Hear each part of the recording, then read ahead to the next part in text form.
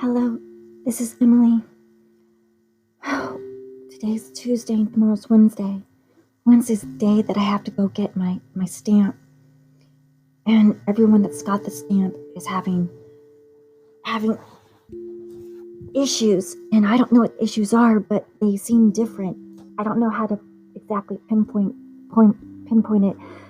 But everyone that has a stamp seems like every time they have an announcement from the speakers, from the governor, all the people with stamps just walk out of their apartments and homes and go to the street and listen to the speakers. Attention, citizens of District 42. Attention, District 42 citizens. And they'd walk out like they're zombies. And they'd be getting these rations. And I saw a neighbor, Kyle, and he had the rations. And the rations looked like just dehydrated food. And it wasn't any more than Singing Joe could get me. And they just seemed like anytime that there was something on the radio waves, they just all walked out like a group of zombies.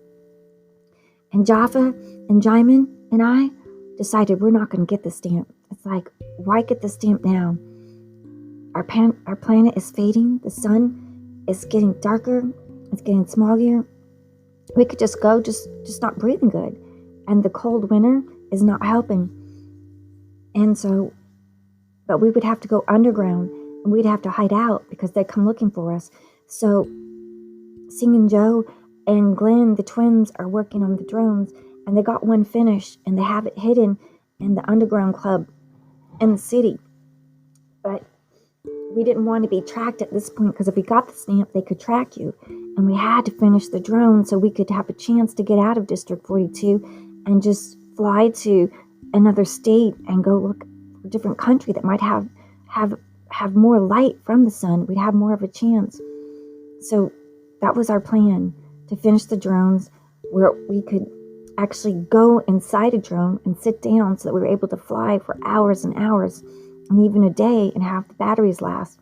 So Glenn was making a charger that would be on the drone so that one battery went out, we could replace the charger with another battery.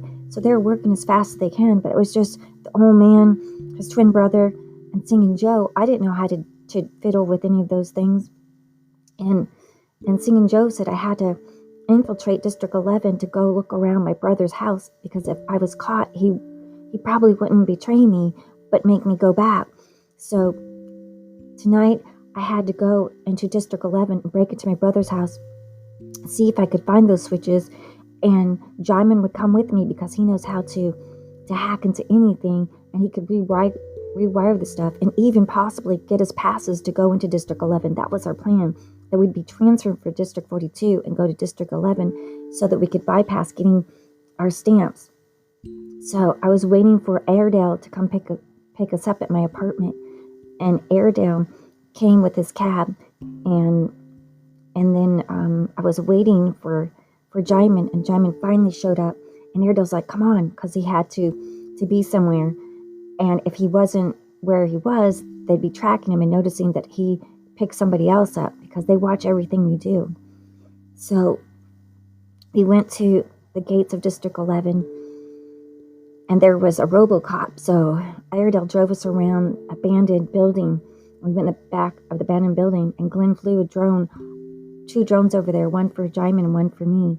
So we held onto the drones, and the drones started lifting up off the ground, and we flew in the sky. And my feet were hovering and waving, and the ground below me was getting lower and lower, and I was getting higher and higher. I was rising above the buildings. I would pass the first floor, the second floor, the third floor, the fourth floor, the fifth floor, the sixth floor, and then finally I'd see the rooftop. We held on, and we headed over to District 11 again. And because the clouds were so thick and the smog and the soot was so black today, it's hard for anyone to see us up there. I even coughed in there. The wind was chilly up in the sky. It was colder up in the air, so I wore my jacket. And we went to District 11, and we flew over to the park. And then we started lowering and getting lower and lower by the trees and hid behind the trees. And then we jumped down, we hid the drones, And then we changed our clothes and hid our backpacks under the bushes. So we looked like posh people in District 11. We wanted to blend in. So we walked, and then Jaimin had like an anti-lock code to get into my brother's house. And we saw my brother's house.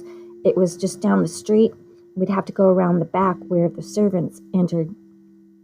So we went in the back and wore servant clothes. I wore a maid's uniform. He wore a butler's uniform. And we walked into the prestigious, beautiful mansion with marble white floors, columns, chandeliers, beautiful Italian furniture, Louis XIV chairs, beautiful tables and couches, chandeliers, silverware, art, so much beautiful art. He had almost every painting by everyone famous, just gorgeous Degas, a Van Gogh, just so many things he had, so many possessions. And there was fruit trays. I was so tempted to pick up a couple of the cherries, but Garmin said, no, girl, no, we're on a mission. So we walked around, we were looking for a study. Everybody has something to study, or the library. So I pretended like I was dusting the silverware in the library and all the statues and awards and all the picture frames. And Diamond came over, and his little detector detected something. Behind one of the paintings was a vault, some kind of vault, like where you needed a code to open it up. Maybe he had stashes of cash. Maybe he had important papers. So Diamond went to work to unlock the safe, and he tinkered, and then he finally opened it up. And yep, there were some papers, and there was some kind of letter that he was looking at, and it had instructions on it about the mission missiles. So it was in another room, and so we had some kind of clue that there was another room, maybe the library or another study. So we went to the library looking see if we could find some kind of buttons. There was a desk, and in the desk there was a secret drawer and some drawers. And so he found the secret drawer, and there was some buttons.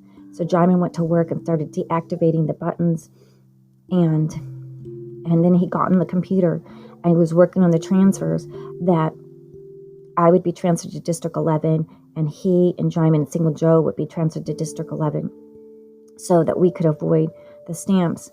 But in the middle of it, some people walked by. In the middle of the transfer, somebody said, what were we doing there?